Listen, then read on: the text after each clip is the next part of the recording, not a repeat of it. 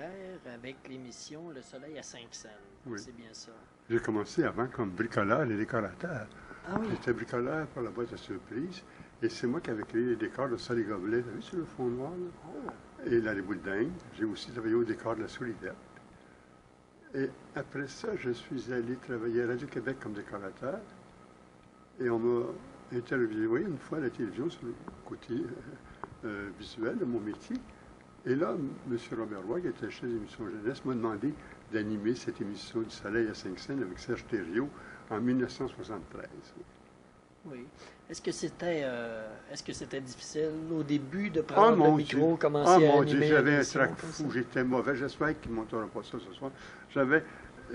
Moi, j'étais un décorateur, alors je travaillais dans l'ombre et tout ça. Puis du jour au lendemain, je me retrouve devant une caméra avec Serge Thériault, qui a un talent fou. Oh, j'étais mauvais, j'étais gêné, mais j'ai percé, puis quand 75 est arrivé, j'avais une amie qui faisait une émission le dimanche matin, et je lui ai demandé, je dis, qu'est-ce que tu dirais si on racontait l'Évangile? Comme une belle histoire. Elle a dit oui. J'ai soumis le projet avec des personnages de papier, parce que je m'amusais à faire des personnages de papier. Et là, Radio-Canada a accepté le projet, et c'est vraiment à partir de cette émission-là, pour dire que j'ai été lancé, connu. Et l'Évangile en papier n'a duré qu'un an, Oui, en 75, et ça a marqué toute ma carrière. absolument. Ben, beaucoup de gens ont des très bons souvenirs de Ah oui, de cette ça fait- émission-là. puis, je dis, même ce que j'ai fait après, les gens appellent ça l'Évangile en papier. J'ai animé, moi, un an, là, de 73 à l'an 2000. J'étais animateur tous les dimanches matins, j'étais là. Alors, Ah oui. ça a passé tellement vite, ces années. Mais ça, c'était, vous étiez animateur pour... C'est-à-dire que j'ai fait Évangile en papier, pour ça j'ai fait 12 émissions. Et en 88, j'ai animé une émission qui s'appelait Parcelle de soleil, où OK. on valorisait la différence. C'était apprendre à aimer l'autre avec sa différence. C'est des enfants atteints de maladies ou handicapés ou de nationalités différentes ou qui jouent un instrument quelconque. Tout ce qui fait qu'un enfant est différent. Justement, on en parle, je veux dire, les écoles, les enfants qui sont rejetés, puis tout ça. Alors, c'est comment accepter l'autre et comment l'aimer dans sa différence. C'était le but de l'émission. C'est sûr que j'ai eu beaucoup d'enfants atteints de cancer. Plusieurs sont décédés. C'était pour moi une très belle expérience. Ça, j'ai animé cette émission-là pendant 13 ans.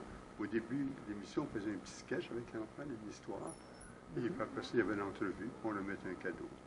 C'était vraiment un très beau concept. Ah oui, ça va.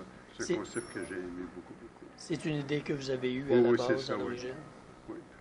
C'est ça. L'enfant, je me souviens d'une petite fille, l'enfant venait jouer à Radio-Canada.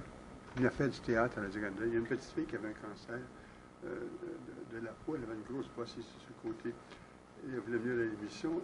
Et la veille de l'émission, elle a fait une rechute. Et sa mère l'a emmenée quand même. Elle était en fauteuil roulant. Je me suis dit, on touche au fauteuil roulant. Elle dit, touche pas que l'autre, ça fait mal. Et là, on dit, bon, on ne fait pas de répétition, parce qu'habituellement, on faisait une répétition. On dit, on va le faire tel quel. Et elle faisait Cendrillon et moi, le prince charmant.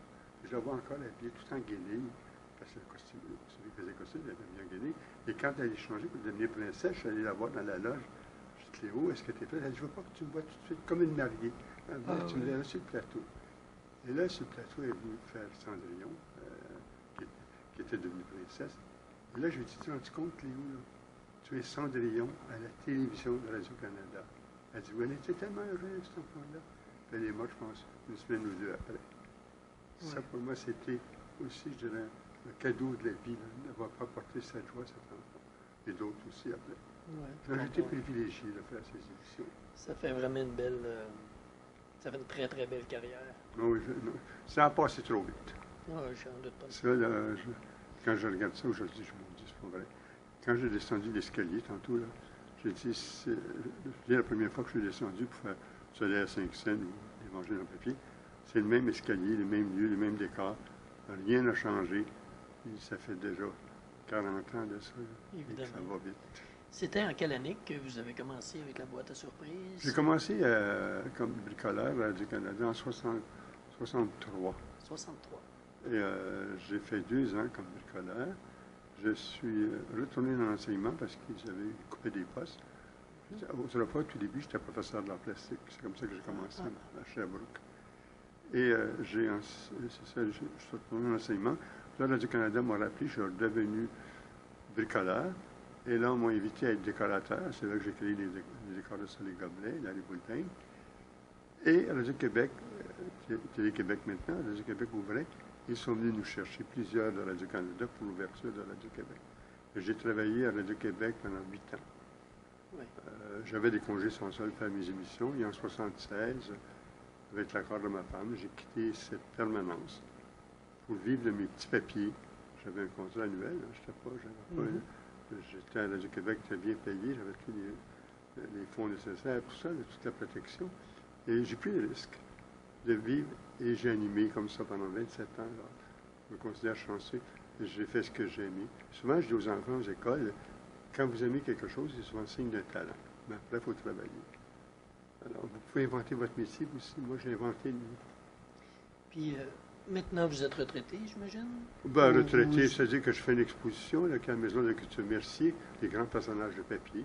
Oui. Si jamais vous passez voir ça, là, Oui, à la Maison de la Culture Mercier, au Chalaga. Je fais des animations un petit peu ici. Là. Dans des écoles, j'imagine? Non, plus les écoles maintenant. Dans les écoles? Non, je l'ai fait pour le congrès des professeurs d'art plastique. Donc, j'en fais un peu moins, là, parce que je suis comme un vieux char qui commence à rouiller. J'ai 76 ans, alors. C'est sûr que... Oui. Mais un gros merci. C'est moi qui vous Ça a vraiment remercie. été un plaisir de vous rencontrer.